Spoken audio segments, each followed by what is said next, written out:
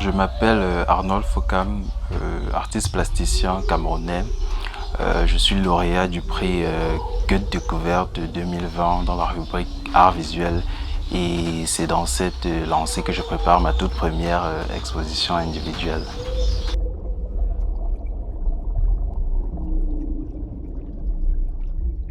Le travail que je fais explore les rapports entre le corps et l'eau, à travers lequel je propose un nouveau regard sur le corps humain en général dans notre société contemporaine, plus précisément le corps féminin. Et je tisse une nouvelle relation assez intime avec l'élément eau. Aujourd'hui, je m'inspire de pas mal de choses de mon quotidien, des personnes avec lesquelles je vis, mais aussi des recherches telles que les travaux de Astrida Neimanis, qui a publié récemment un livre sur l'hydroféminisme, à travers lequel elle repense vraiment cette relation entre l'eau et le corps, parce que ces deux éléments ont toujours été considérés comme distincts.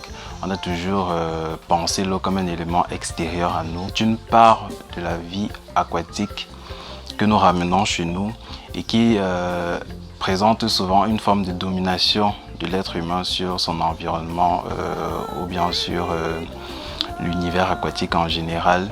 Donc dans mon travail, j'essaye de présenter, de faire le chemin retour. C'est-à-dire j'essaye plutôt de plonger l'être humain dans une espèce d'aquarium visuel pour reconstruire vraiment cette relation-là avec notre environnement, avec l'élément eau. So like it's something really, really fantastic, a dream, a magical world, and a lot of poetry.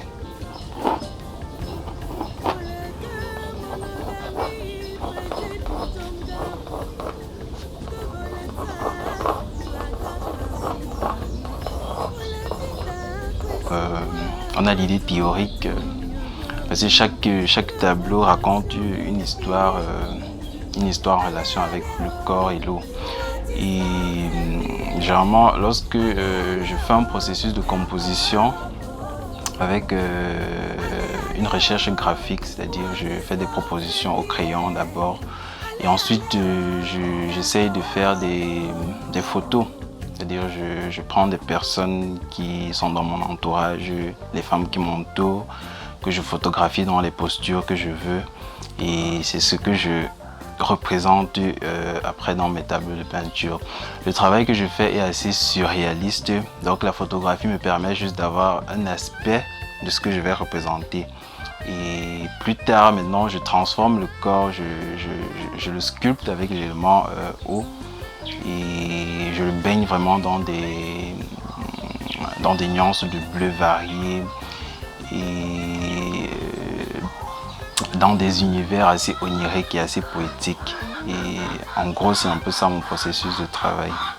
Bon, quand il m'a annoncé la nouvelle, j'étais très heureuse pour lui parce que je me disais que bon, enfin le monde entier saura de quoi il est capable. Donc, beaucoup de personnes, pas seulement nous, sa famille, on saura de quoi il est réellement capable. Ça a été une grande joie pour moi.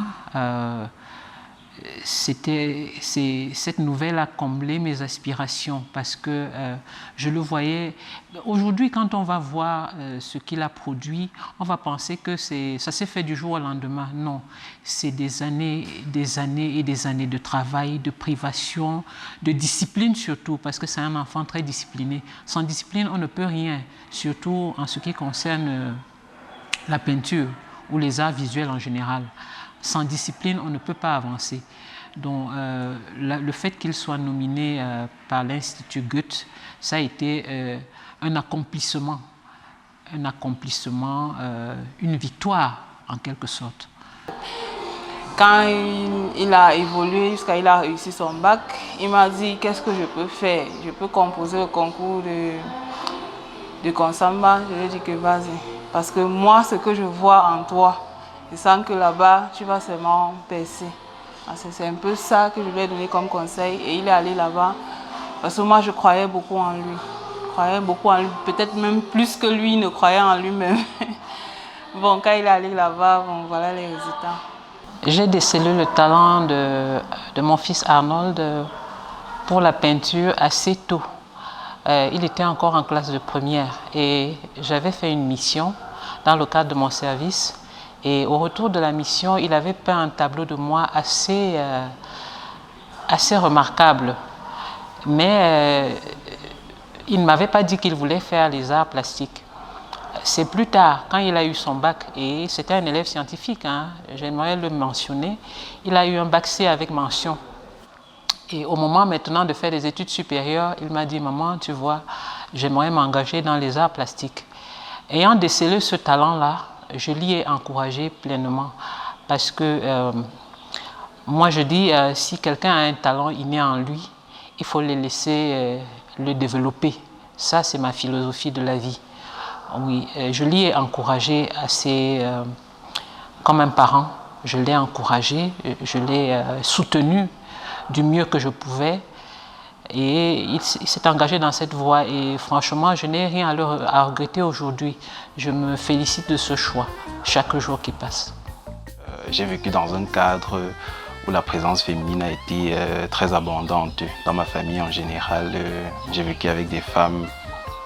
Et c'est ce que j'ai voulu parler d'elles d'une certaine manière, montrer leur combat, parler de leur personnalité, qui elles sont.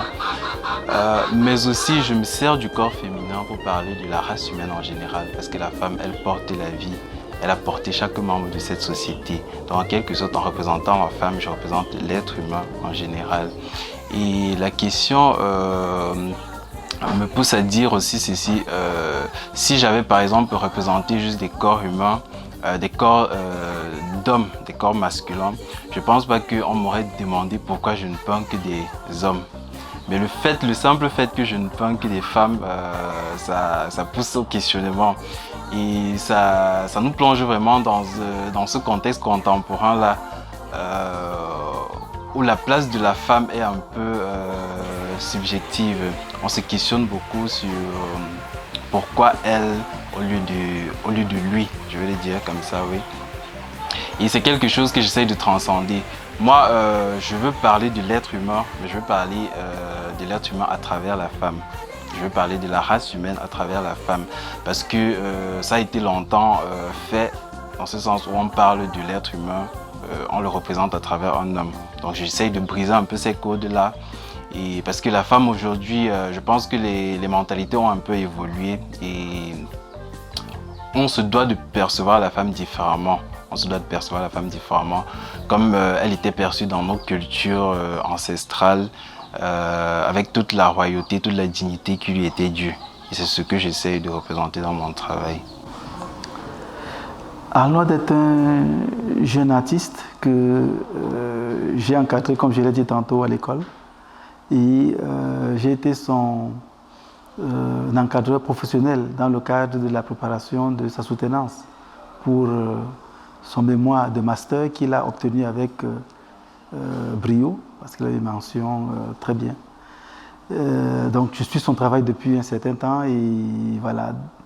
Quand il a été lauréat de ce prix Jeune Découverte Goethe, ben, il est spontanément venu vers moi pour que je puisse être son coach dans le cadre de la préparation de son exposition finale. Voilà.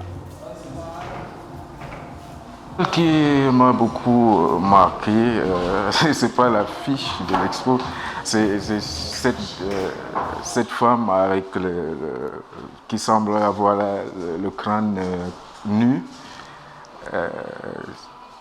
et qui est juste de l'autre côté du mur.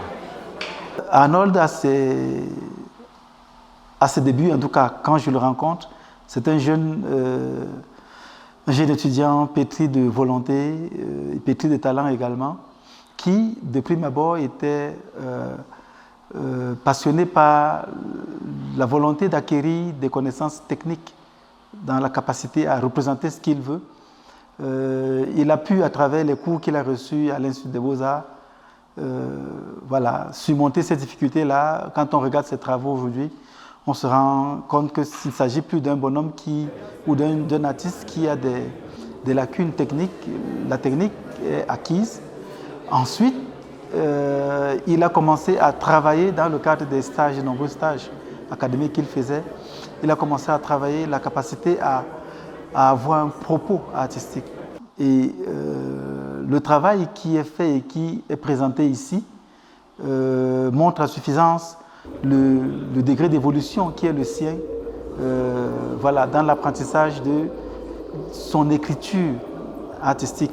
Il y a une écriture artistique qui existe et qui ira grandissant, ça c'est sûr. Le niveau est déjà très appréciable, mais il est fort probable que Arnold ait devant lui une très bonne marge de progression encore. Et le travail est déjà à un niveau mais vraiment très appréciable. Mes personnages sont nus. C'est vrai que dans mon travail, c'est un nu un peu pudique, très pudique même je dirais, mais le corps reste nu. C'est assez difficile en Afrique déjà d'avoir des modèles qui peuvent poser pour toi, dénudés. C'est pour ça que je me tourne vraiment vers des personnes de confiance, des personnes avec qui j'ai l'habitude de travailler, avec qui j'ai vécu pas mal de choses, parce qu'entre nous, on a transcendé un certain nombre d'étapes, voilà. Mais aussi, il est assez intéressant de parler de cet aspect parce que la nudité, c'est quelque chose qui appartient à l'Afrique, quelque chose qui a toujours été dans la culture africaine, précoloniale plutôt, précoloniale, mais qui aujourd'hui n'est plus toléré. C'est quelque chose de tabou.